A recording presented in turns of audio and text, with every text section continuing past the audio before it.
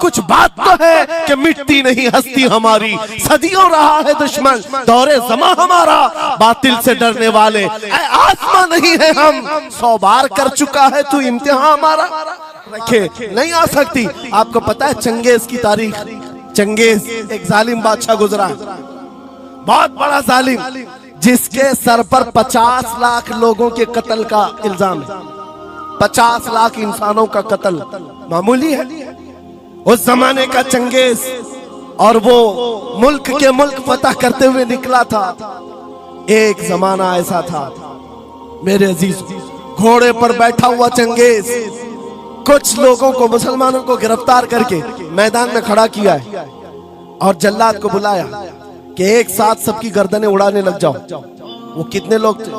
3 सफों में खड़ा किए हुए थे लोगों जिनका कत्ल होना था, लाइन से खड़े हुए हैं, सब अपनी अपनी बारी का इंतजार कर रहे हैं। जल्लाद तलवार लेकर आया और जब पहली सफ वालों को कत्ल करने लगा, वो गर्दनें उड़ा रहा था। एक बूढ़े मियाँ पहली सफ में खड़े थे, वो जल्दी से दूसरी सफ में चले, पीछे वाली सफ में गए।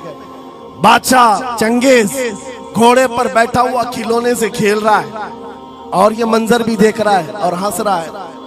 बूढ़ा यहाँ से उधर चला गया, पहली सफ का काम तमाम, पूरे कत्ल हो गए।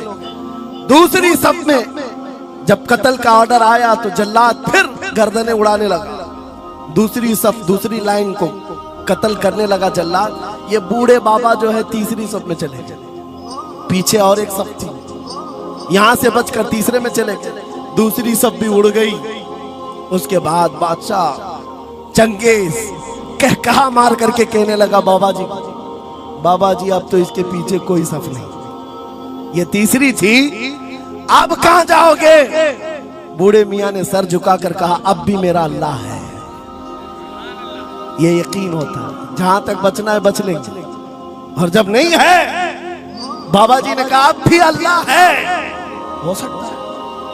उस चंगेज ने कहा कि उड़ाओ अब इनकी गर्दनें।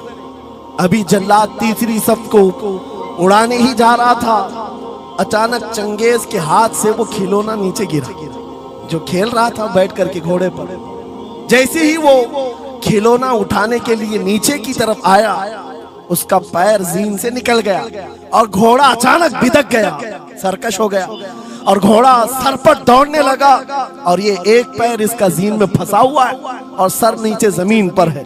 अब घोड़ा दौड़ता गया, पता नहीं कितने पत्थरों से इस बादशाह का सर टकराता रहा।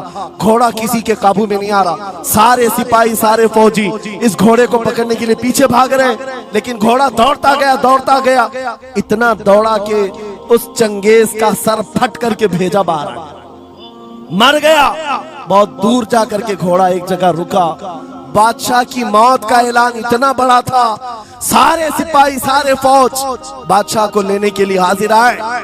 मियां पूरी सल्तनत तहबतह हो गई, हुकूमत बदल गई, सब खत्म हो गया और जो कैदी थे वो आजाद होकर जाने लगे।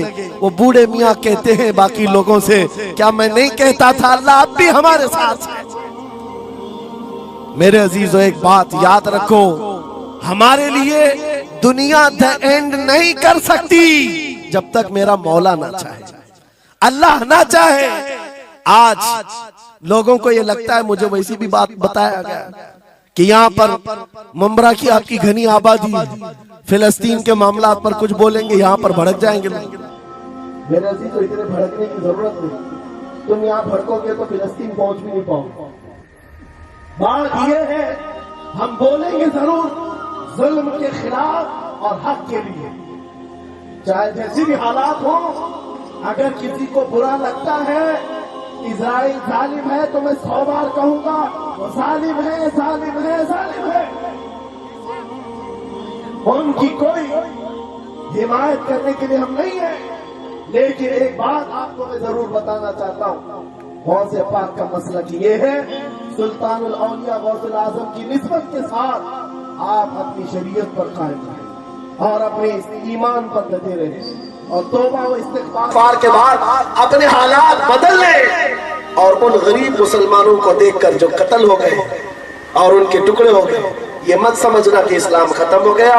हर जमाने में ये चीजें आती रहेंगी, लेकिन आज मैं ये ऐलान करके गुफ्तगू खत्म करता हूँ। इन हालात को देखकर इस बात का फिर से हम नारा तजदीद करके जाते हैं, कत्ले हुसैन असल में मर्गे यजीद है, इस्लाम जिंदा होता है हर करबला के बाद। लब्बैक या रसूल अल्लाह, लब्बैक या रसूल अल्लाह, लब्बैक या रसूल अल्लाह।